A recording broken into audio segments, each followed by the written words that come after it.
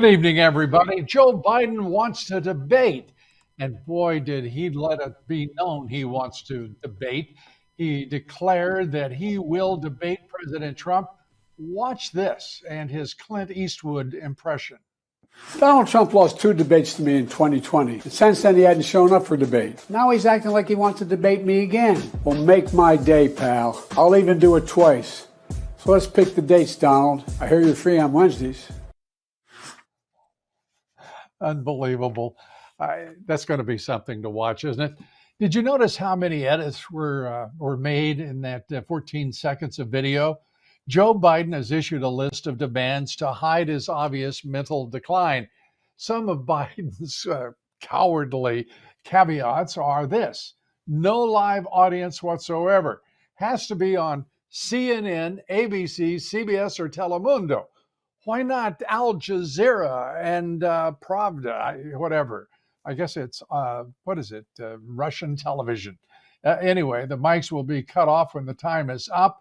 No exceptions. I mean, these are incredible limitations. Trump, of course, responded with a post on Truth Social saying, quote, "Let's get ready to rumble." He said, anytime, any place. That's Trump's attitude, nearly always. And meanwhile, Joe Biden's Secretary of State, Antony Blinken, made a secret trip to Ukraine, announced an additional $2 billion in military aid. All of this as Joe Biden was announcing a $1 billion military arms package for Israel. And that is moving ahead despite his threats otherwise, marking at least a partial reversal from the shipment of bombs that was stopped last week over Israel's decision to attack Rafah. Well, joining us now to discuss the most important news here at home is Congressman Pat Fallon of Texas. He sits on the Armed Services Committee. He sits on the Oversight and Accountability Committee as well. And Congressman, good to have you with us. I understand that there's going to be an effort to bring the corrupt Attorney General, Merrick Garland, to some account beginning tomorrow. Tell us about it. Well, yes, we asked, actually, we had a very reasonable request. The Oversight Committee asked the Department of Justice for documents and video related to Joe Biden's testimony in the classified documents case with the special prosecutor, Hur. And they did not provide the video or the audio from that interview. That was part of what was being subpoenaed. And so we're going to hold them in contempt. They refused to do so. They were perfectly fine with asking if a Republican who is questioned under oath and when his video or audio recorded. So it's unfortunate, but I think it's very important that, because you know as well as I, Lou, when you read something, the way in which a person says it, what are they emphasizing? Is it sarcastic? Is it a clear-cut answer? The video is going to show that. Yeah, absolutely. And amongst the things that have been shown and demonstrated is that this is not merely an adversarial relationship between a White House that is in the control of one party and the House of Representatives in the control of another. This is outright war against a president for 9 years. The political persecution of Donald Trump will be a major part of our history for decades, and let's hope for centuries to come. So it's if I have to tell you, I'm heartened by the fact that you guys are going after a man who is obviously corrupt in Merrick Garland as the Attorney General. And the House Oversight Committee, the House Judiciary Committee have done terrific work to get us to this point to understand the corruption of Joe Biden. Where do you expect this to go? Well, we hold him in contempt. It's unfortunately up to the Department of Justice to do anything about it, but they're still going to have to fight in the court of public opinion. And that's why this is so important. Eric Holder was held in contempt because he did not comply with reasonable requests of Congress. And we're duly elected to ask certain questions, and we're supposed to have 3 equal branches of government. The executive branch a lot of the time likes to ignore the fact that there's other branches. Well, guess what? There are. And just for your viewers too, they need to understand when we go into a skiff and review classified material, we are not allowed to bring any electronics into the room. We're not allowed to bring any documents or even notes that we would take outside the room. So the question is, you have to be asked, riddle me this, how in the world did Joe Biden end up with boxes of classified documents? Unlike a president, which these documents are from his time in the Senate and as vice president, he did not have the authority to declassify anything. A sitting president does have a authorization and authority to not only declassify some things, but almost everything, with the exception of undercover agents overseas and nuclear secrets. So they're trying President Trump for being in possession of things that he could declare unclassified. And by the way, there's no process for that. You can just say those were unclassified. I declassified them. And yet they ignore Joe Biden's egregious violations of the law. That is a double standard. We have a two-tiered justice system.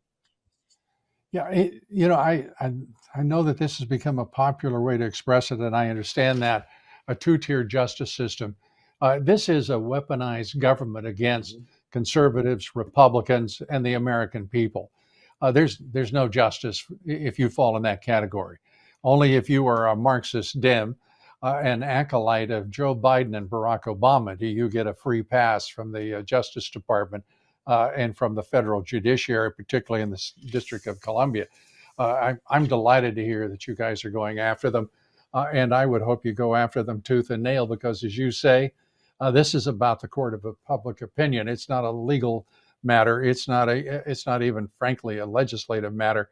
It's outright raw politics, and will determine largely, I think, how things are shaped by historians in the years to come.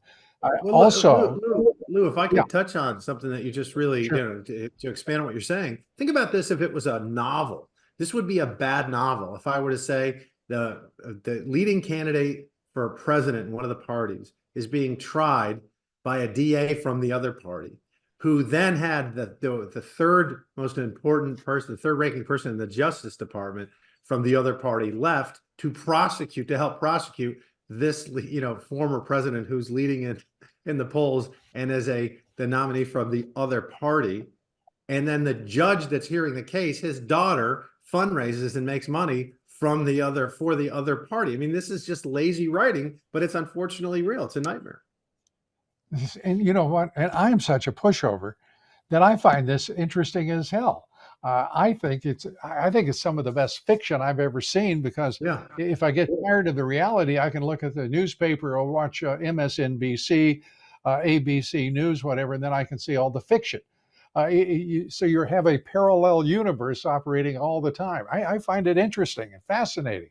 And I also find it absolutely appalling that America has become such a nation of wimps and daffodils, that we are not doing better in terms of standing up for our Constitution, for the rights of our fellow citizens, even that border, 2,000 miles of border that Joe Biden has turned over to the Mexican drug cartels. And you know firsthand what we're talking about. How in the world do we get to this point where a puppet, I'm trying to get rid of the adjectives, a puppet president who is cognitively impaired and as crooked as they come, the most crooked, most corrupt, certainly in American presidential history, and get away with it? How in the world do you get away with that? Well, he has ignored enforcing immigration law for so long and has made it a de facto wide open border for over 3 years that this is kind of the new normal, which is why any chance that I get to reach out to folks and explain to them what's really going on and really do a comparative analysis of what was immigration like, what was the illegal border crossings like under President Trump versus Biden. Well, here's a few stats that will just, shake you to your core. In the last 25 years, we hadn't had 1 month of over 200,000 illegal border crossings. Under Joe Biden, we have had 28 over 200,000. President Trump in his entire first year, then fiscal year 2017, had 300,000 illegal border encounters. In just the month of December of last year, there were 300,000. So under that definition, it was 12 times worse. President Trump's we had in his administration, we would have 3, 4, 6, all single-digit apprehensions of folks that were on the terrorist watch list. Under Joe Biden, we've had a total of over 350 Chinese military-aged. Most of the Chinese immigrants that are crossing illegally are military-aged men. Under President Trump, there were about 400, 500 a year.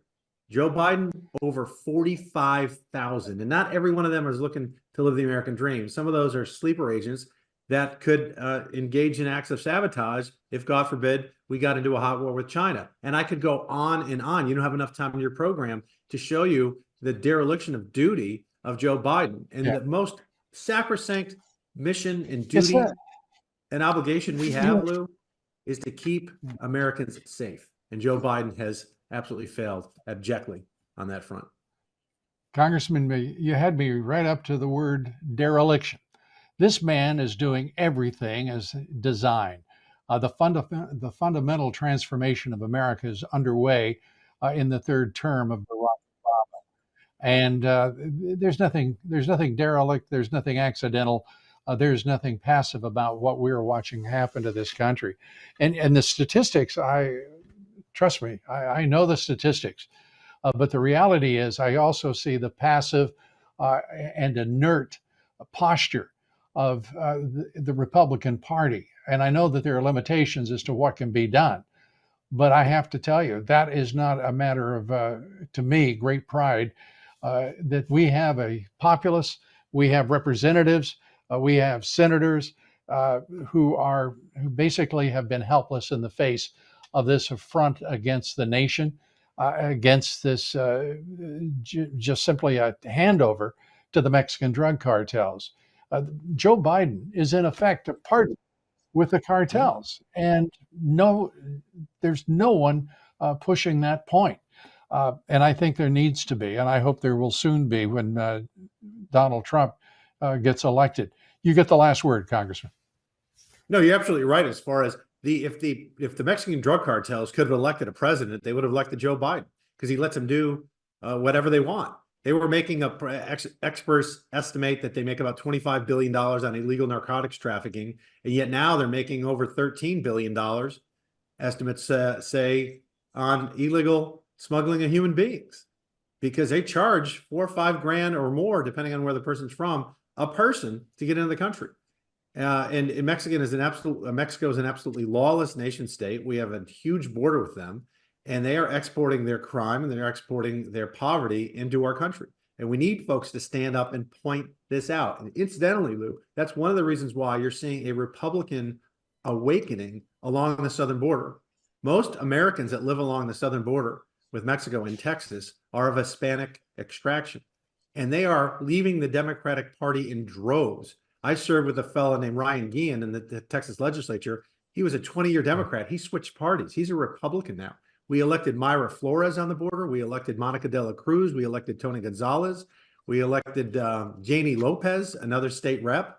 And we're competing in districts we never competed in before, because they are at the tip of the spear, and they're sick of the cartels, the corruption, the crime, and the chaos. And we need more folks like yourself and me speaking out on this so we can fire Joe Biden and hire Donald Trump. Amen, brother. Appreciate it. Congressman, thanks for being with us. Come back soon. Congressman Pat Fallon. Good to see you. Thank you. Turning now to Biden's corrupt Department of Justice. The legal watchdog group, in my opinion, the most important in Washington, D.C., Judicial Watch, obtained recordings of the FBI in coordination with the Secret Service on the day of that raid of President Donald Trump's Mar-a-Lago home. Listen to this. Yes, hi. This is a special with the FBI. We met on Monday. We have a couple of specific follow-up asks of you. So give me a call so we can discuss that. That's my number is. My name is. Thanks. Bye. The level of institutional corruption that Americans are facing right now is simply astonishing and disgraceful. But that's why organizations like Judicial Watch exist. And joining us now, Judicial Watch President Tom Fitton. You're showing through your most recent FOIA requests and results that there was a whole of government effort on the part of the Biden administration when he went after President Trump in Mar-a-Lago. The coordination was obvious between the Secret Service and the FBI. Give us a sense of what you found in your judgment and where you're taking it from here. You know, it was interesting. We just got this, what is really a short voicemail left by an FBI special agent for a law enforcement colleague in the Secret Service, where she says, look, we met on Monday and I have some follow-up asks for you. So Monday was the day of the raid, and she left the message, I think, on that following Wednesday. But it highlights, that it's obvious they had to work with the Secret Service to invade Trump's home, and I don't believe it was lawful, so that's why I'm calling it an invasion. And then secondly, they were going to use the Secret Service continuously against Trump after that. To me, that's what it suggests, and it's a kind of a dramatic, easy to understanding illustration and documentation of the collaboration across multiple agencies to target Trump. And we know you had the National Archives involved. We know the White House counsel was involved, the DOJ, and who knows who else in targeting Trump. And that's why I call it a whole of government approach, because you don't raid the home of a former president without having a lot of cooks at the table. Well, and boy, did they! And as your FOIA request reveals, to hear the easy collaboration between the Secret Service and the FBI is outrageous, because first of all, the FBI has a responsibility to make certain that the FBI or any other agency is meeting their standards, and that would mean obviously a lawful search. And there was nothing lawful about this search, was there? Well, to have a search like that, in my view, and the lawyers will argue about it, but there had to be a good faith basis, and I don't think there was a good faith basis. First of all, there was a suggestion that there were records that Trump had that he should not have had, and that had not been the previous position of the Justice Department. It had not been the previous position of the archives on issues related to Bill Clinton. Now we know Ronald Reagan. Indeed, Special Counsel Hur has said one of the reasons he didn't prosecute Biden was because Biden was under the impression he had a lawful right to the documents. Well, isn't it interesting? That protects Biden from prosecution, but Trump making that same argument hasn't protected him from prosecution. So, they were out to get Trump, and we know this whole thing began to be orchestrated not just before the raid, but the year prior, almost as soon as Biden got into office. It's interesting to me as we talk about the affiliation among agencies, the deep state, however you want to construct it. There had to descend upon all of these various agencies, Secret Service, FBI, the intelligence community, particularly the CIA. There descended upon them an absolute conviction that it was their right to overthrow a president, to impede his. You talk about interfering with an official proceeding. The code under which the January 6th prisoners, most of them were cited. I mean, this is outrageous what they have done. And each one of these, it seems to me, federal officials should be put in jail for precisely the same reason as the Marxist Dems decided to imprison innocent Americans. Doesn't that follow suit? Well, and that's the danger of the Trump standard, or, depending on your perspective, can now be held accountable under the Trump standards that previously would never, no one would ever thought to investigate the Justice Department over their targeting of a politician. But here we have evidence the Justice Department was abusing the rule of law to target Trump. And you raise a point about the office of the president. You can also attack the office of the president indirectly by abusing a former president for acts he engaged in while president.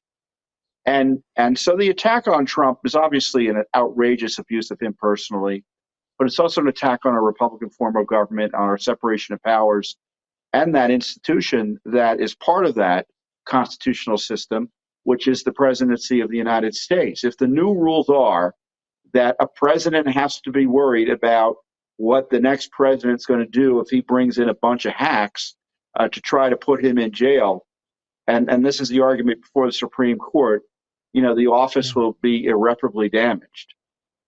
Yeah. I wonder if it hasn't already been. I'm thinking if you're Donald Trump right now and you're elected on November 5th, who do you trust going forward with your security? Could you really trust the Secret Service? What happens if the FBI comes knocking on your door to tell you at 3 a.m. that there is a national security issue? Are you really going to trust them?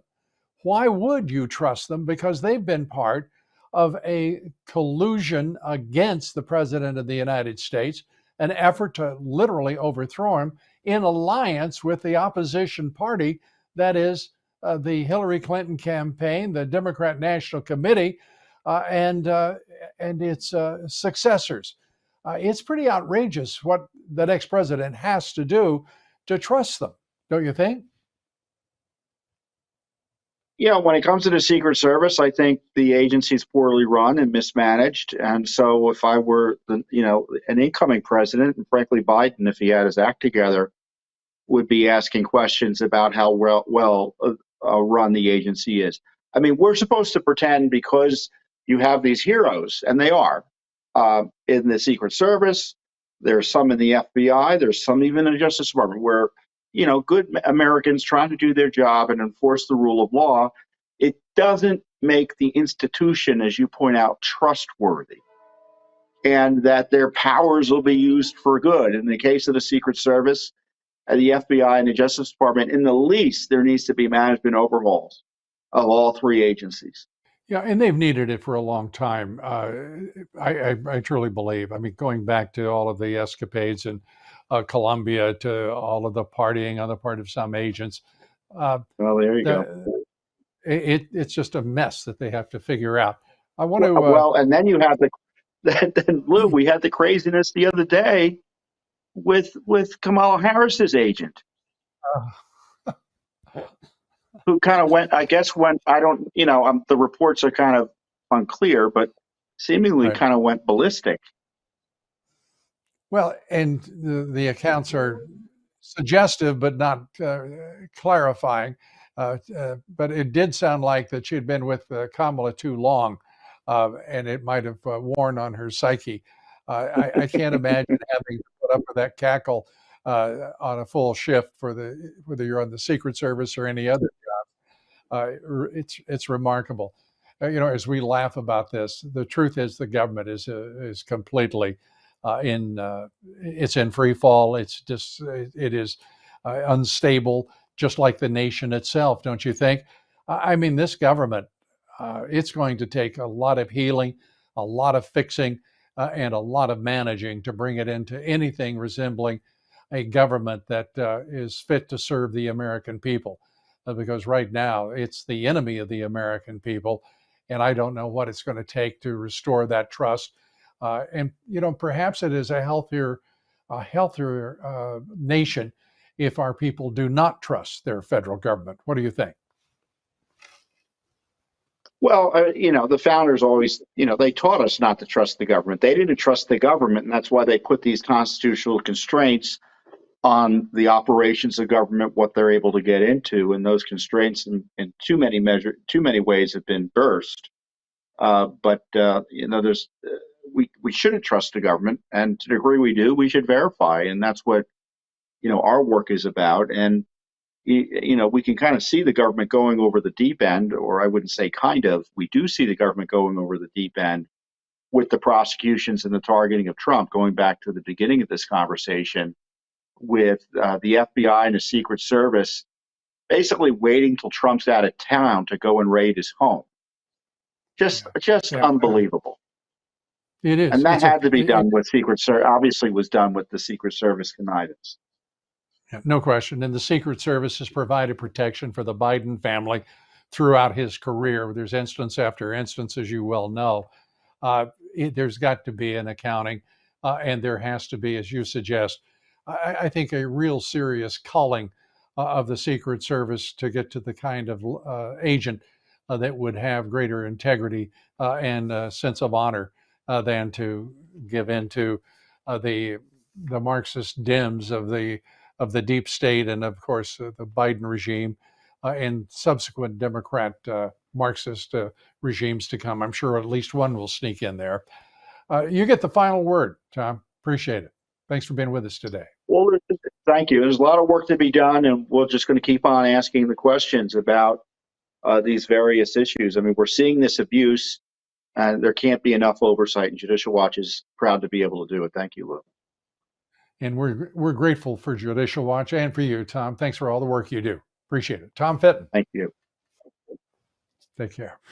And now this, a Palestinian columnist writing in a Qatari newspaper declared this week that, quote, "We do not want a ceasefire. We want ongoing war. Victory is at hand," end quote. The columnist argues that the world has forgotten about the Palestinians, that is, until the October 7th massacre. But now, because of violence and protests, the free world is united behind the Palestinians, so says the columnist. And at Harvard University, it appears he's not far from wrong. The pro-Hamas protesters have already forced Harvard to back down on its promised sanctions of those who built an encampment on its campus. And Harvard's president just issued another shameful, disgraceful statement announcing capitulation to the pro-Hamas radicals. This will only inspire more riots at campuses all across the country. So much for the Ivy League's elite leadership. The pro-Hamas demonstrators, protesters, fanatics with links to terrorists have absolutely nothing to fear from universities that they trash and disrespect, just like illegal aliens have nothing to fear from the Biden administration for breaking our laws. In New York City, the group of illegal aliens who beat up cops in Times Square, well, they've got a sweetheart plea deal. I know that must shock you. 6 illegal aliens charged in connection with that vicious attack against 2 NYPD officers in Times Square in January, given plea deals. And get this, one of the accused attackers was arrested while out on bail. Under the prosecutor's proposed plea deal, 3 of the thugs would serve a year in jail in exchange for pleading guilty to second-degree assault. 2 others have been offered a deal to serve only 6 months in prison, pleading guilty to obstructing a government administration. You cannot make up the ignorance of New York City. It's George Soros-sponsored prosecutor Alvin Bragg. And New York City Mayor Adams actually is making New York City an illegal alien paradise. And here he is talking about illegal aliens making really good lifeguards. Plan that states those jobs that we are in high demand, we could expedite. How do we have a large body of people that are in our city and country that are excellent swimmers, and at the same time we need lifeguards? And the only obstacle is that we won't give them the right to work to become a lifeguard. That man is a genius, don't you think? He makes a general statement. They're terrific swimmers, and makes it sound like there are no applicants for those jobs. That is, American citizens have those jobs right now. I'm telling you, the ignorance of this mayor is breathtaking. Every day, it's something new, and it is something much in line with what you just heard. Well, turning now to some more exciting and pleasant news. Mike Lindell, as you know, has a passion to help you get the best sleep of your life. When he invented the world's best pillow, he created as well the famous Giza Dream Sheets. They're the best sheets you will ever sleep on. I've told you, my wife and I have been sleeping on them for years. your best night's sleep, in fact, has just gotten better. For a limited time, you will get a queen size set for $59.98, king size just $10 more, the lowest prices ever. Mike and MyPillow employees continue to be canceled by those big box stores attacked by the national media. They appreciate all of your support during these times and want to thank you by giving you free shipping today on your entire order. To get the best deals, the best specials ever, go to mypillow.com or go to, promo code Dobbs when you do, including calling 800-977-9152. You get the famous Giza Dream Sheets, queen size for $59.98, king size for just $10 more. Or call 800-977 or 9152 or go to mypillow.com, promo code Dobbs, that's DOBBS, to get free shipping on your entire order today. And please join me for my podcast, The Great America Show, each and every day. A new report from the Media Research Center shows Marxist billionaire George Soros has spent millions of dollars, tens of millions of dollars, trying to silence Americans and interfere with our elections. The report says the Soros-funded group called the Media Group, the so-called Free Press, is at the helm of a new push to restrict free speech online. Now, the group, Free Press, bragged that it has pressured executives at Discord, Google, Instagram, Meta, Pinterest, Reddit, Rumble, Snap, TikTok, Twitch, Twitter, and YouTube, and you name it, to censor Americans in order to keep online platforms safe and healthy, as they put it, through 6 interventions. And joining us now to explain all of this and what's going on, once again, as a result of Soros's billions, this global censorship campaign. Joining us now to take all of this up, including what is free speech when it's owned by George Soros, is Vice President Dan Snyder. We appreciate you being with us here, Vice President of MRC. Dan, I know the man's wealthy, but he's got tens of millions of dollars involved in every kind of crazy thing designed to tear up what is America. Your thoughts? Yeah. Well, first of all, I love the fact that you called him a Marxist billionaire. And if you can get your mind around that, then you can probably solve any problem. But George Soros sees a problem. He sees a problem that there are free people on this planet, and he does not believe in freedom for individuals. And so he uses every avenue at his disposal, and he's got so many resources to do it, but he pursues attacks against our liberty and our freedom in every way imaginable. And now we see that he's even pressuring big tech to censor even more than they would do on their own. Yeah, and I wonder, do you really think that he'll be successful in getting them to do more than they would do otherwise? Because they seem awfully committed, whether it is Zuckerberg at Meta, whether it is the boys and girls at Google. We know that they're going to interfere in the elections because they've interfered in the last 3 elections mightily, haven't they? Yeah, well, Lou, what's going on behind the scenes at these companies is that some of those Facebook employees and Google employees want a lot more censorship. Some are comfortable with where they are right now. Hardly anyone wants to reduce their level of censorship. But if George Soros is pushing them to do more, it makes the status quo harder to defend, and the more radical employees can point and say, look, George Soros wants us to do more. So it does have an effect on these companies to push them into a greater censorship mode. These companies, and as you say, each of these is a private company. They're and vastly wealthy ownership.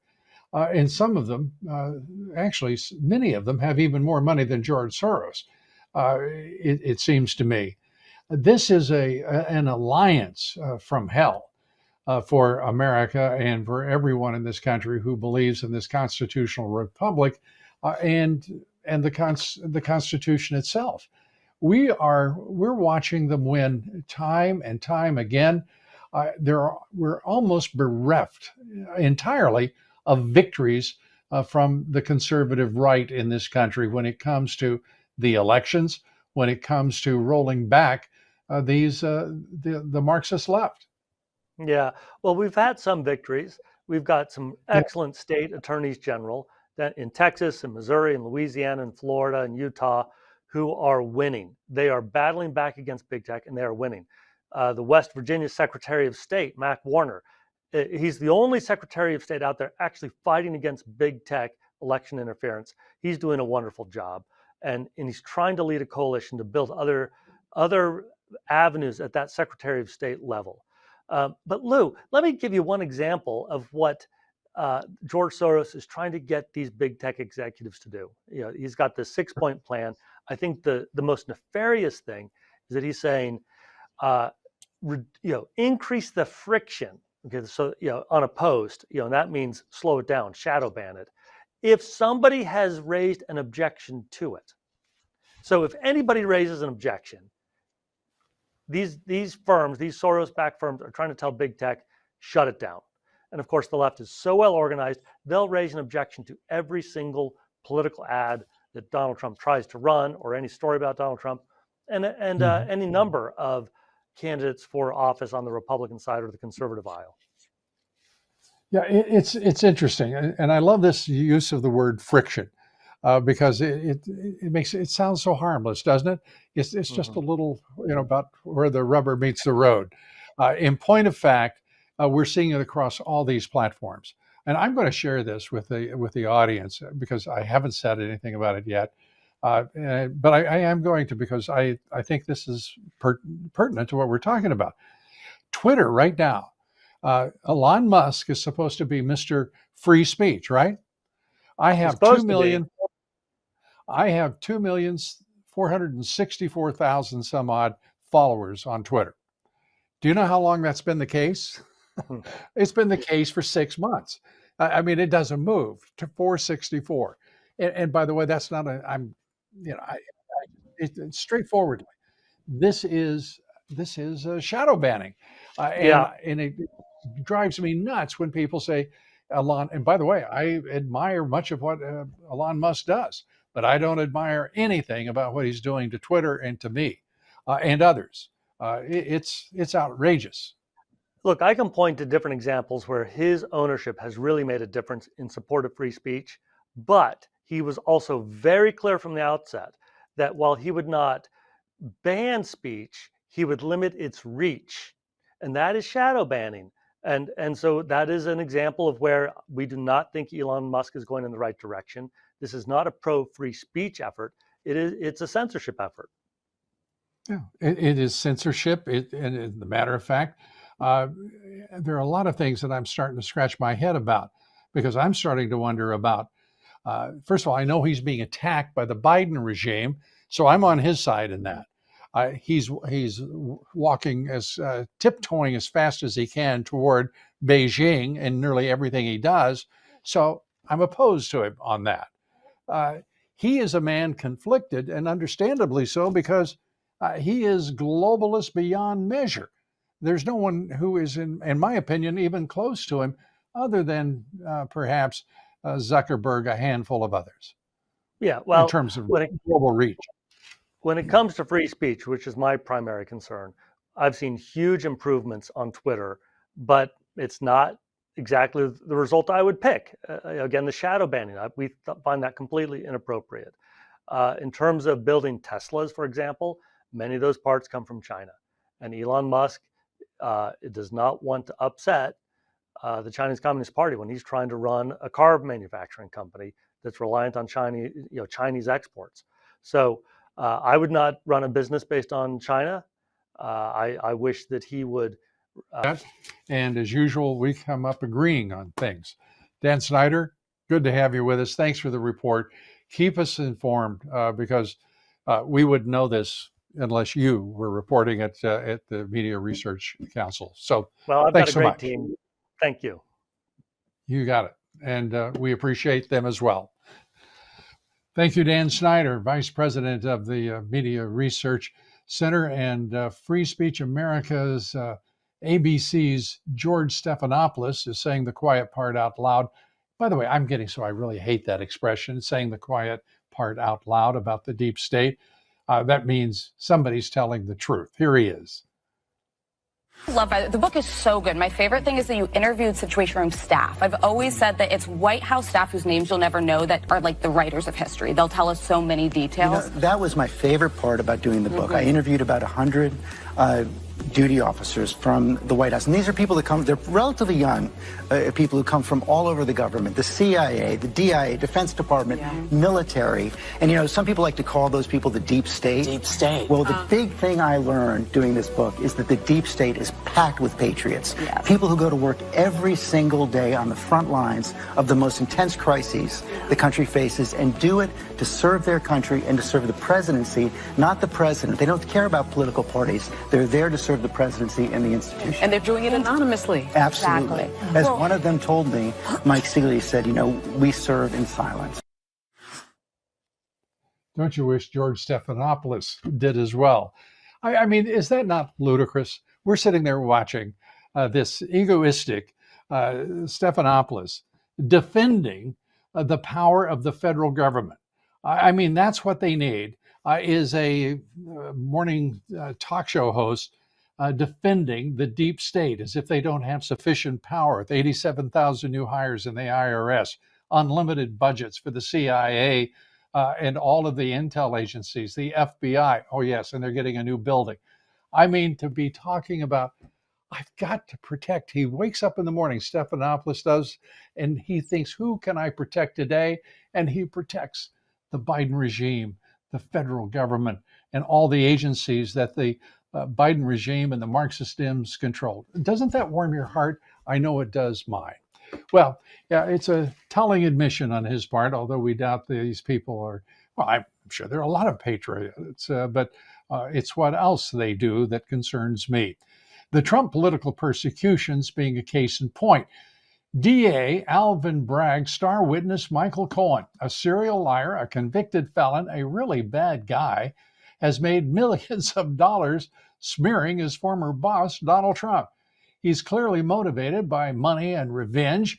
You don't have to be a psychiatrist to figure that one out, just like Trump's enemies in the deep state.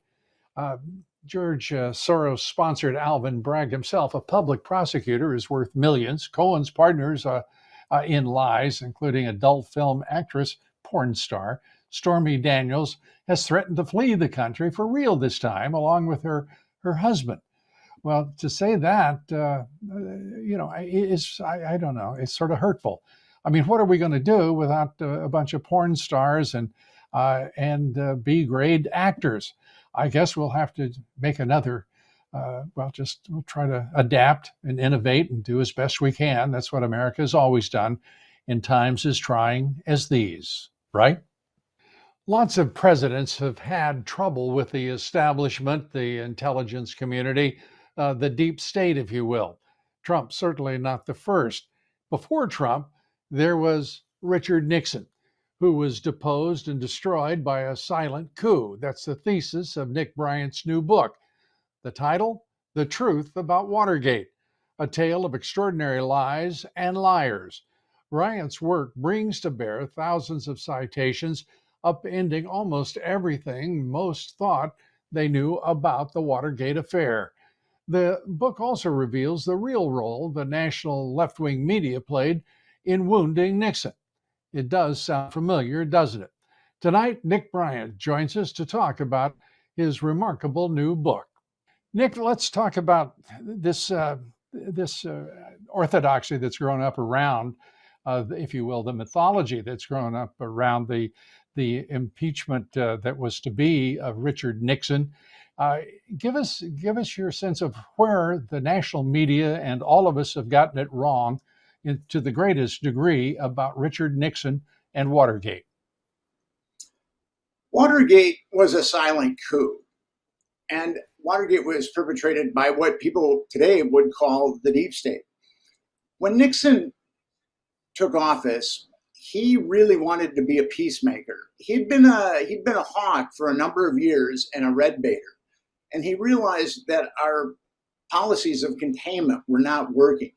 So he wanted to offer an olive branch to both the Soviet Union and the Chinese. And he talked about this during his candidacy in 1968, but people thought that it was just a cynical campaign ploy, that Nixon was a leopard that couldn't change his spies. But when he took presidency, he opened up China for diplomatic relations, and he started strategic arm limitation talks with the Russians. And he was doing this in secret because basically he had said that the CIA, the Department of Defense, and the State Department will have no bearing upon his geopolitical moves. And while he was doing this clandestinely through the National Security Council, it really alarmed a number of the hawks. And actually, the Joint Chiefs of Staff infiltrated the Nixon administration with an espionage ring. And there's a lot backing this up. It was called the Moore-Radford affair. Thomas Moore was head of the Joint Chiefs of Staff, and Radford was a liaison between the Joint Chiefs and the National Security Council. And Nixon was conducting these geopolitical moves through the National Security Council, and Radford was stealing documents from the National Security Council and giving them to Thomas Moore, Admiral Moore. And that's how this started. And the Nixon administration would ultimately out the Moore-Radford spy ring, but then the CIA would start to infiltrate the Nixon administration. So the CIA played a major role, obviously, in Watergate. We know that now. The CIA played an enormous role in Vietnam. The CIA played an enormous role in the 1950s through the 60s into the 70s. And we also then had the extraordinary moment of the Pentagon Papers, in which we found out that the federal government, the administrations, four administrations, had lied through their teeth about what Vietnam was about. Was there a correlation to the effort to overthrow Nixon? The Pentagon Papers and some other leaks made the Nixon administration look really bad. There was a leak about us bombing neutral Cambodia, and that really upset Nixon. So the Nixon administration formed a group that was called the Plumbers, and their raison d'etre was to plug leaks. And unfortunately, a number of CI people infiltrated the Plumbers, namely James McCord and Howard Hunt. And the four burglars were also CIA assets. Well, Nick, there are a number of forces at work here, and one is the Plumbers, as you're describing them, and the clumsy way in which they went about their business. The second is the FBI's role in all of this in conjunction with the CIA. It turns out, as we now know, that the assistant director of the FBI was, in point of fact, what the source called Deep Throat. Kind of tie that together for us, if you could. In actuality, that has been one of Woodward's big lies throughout Watergate. Mark Felt certainly provided information to Bob Woodward, but the most damaging information, and I think Deep Throat was a composite, but the most damaging Deep Throat information came from Alexander Haig, who was Nixon's chief of staff. Alexander Haig was very much a hawk. And the chronology of Woodward and Felt doesn't match, because the most damaging disclosures from Deep Throat came six months after Felt had been fired from the FBI. And according to Watergate lore, Woodward moved the flower pot on his balcony if he wanted to talk to Deep Throat, and then they'd have some kind of clandestine meeting in an underground garage. That is not true. For that to be true, Mark Felt would have been driving into Washington, D.C. every day from Virginia and looking at Woodward's balcony, which faced a courtyard. So for Felt to be able to see that Woodward was signaling him, he would have had to have gone down an alley, gotten out of his car, and walked about 50 feet and looked straight up to see that the flower pot was missing, or the flower pot had been moved. And that's a major fallacy. The mystery of the moving flower pot, the legend of of Bob Woodward, all are all treated in Nick Bryant's new book, and it is terrific. The Truth About Watergate. We recommend it to you highly. Nick, thanks so much, and I appreciate you being with us. All the best of luck with the book. Thanks so Thank much, you. Nick Bryant. And turning now to illegal aliens committing horrific crimes in America.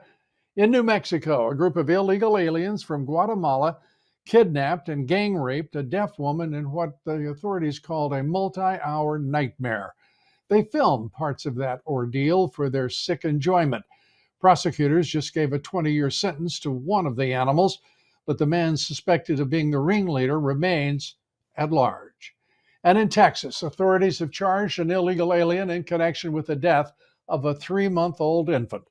Reports indicate the baby suffered severe bodily injury, and the illegal alien also choked a woman.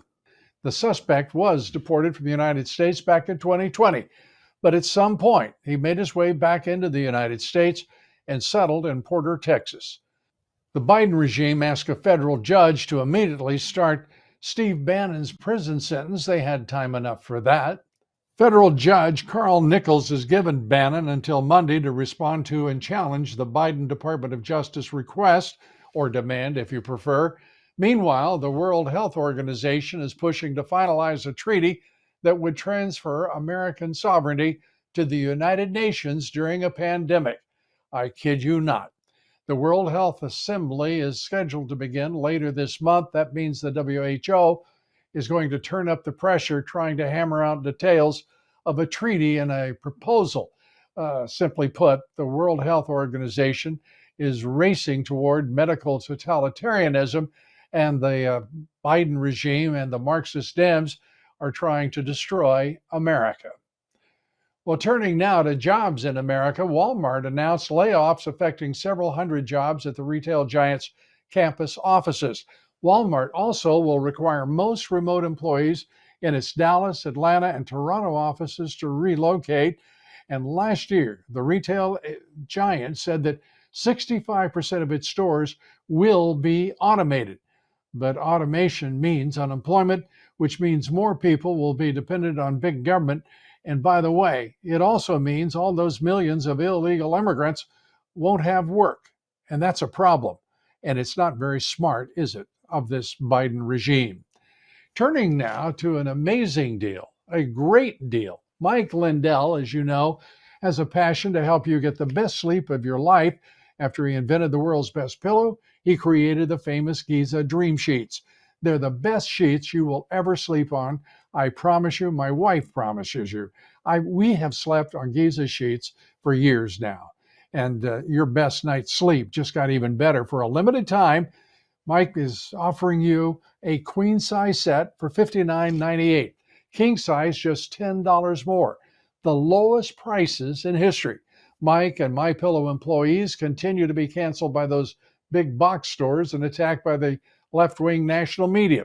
They appreciate all of your great support during these tough times and want to thank you by giving you free shipping on your entire order today.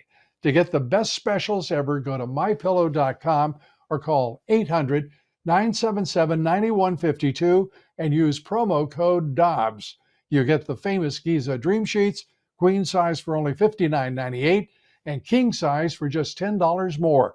So call 800-977-9152 or go to mypillow.com, promo code Dobbs, D-O-B-B-S, to get free shipping on your entire order today. And join us for my podcast, The Great America Show, every day. Thanks for being with us. Join us here tomorrow, and coming up right after this, the Lindell Report. Thanks, God bless you, and good night.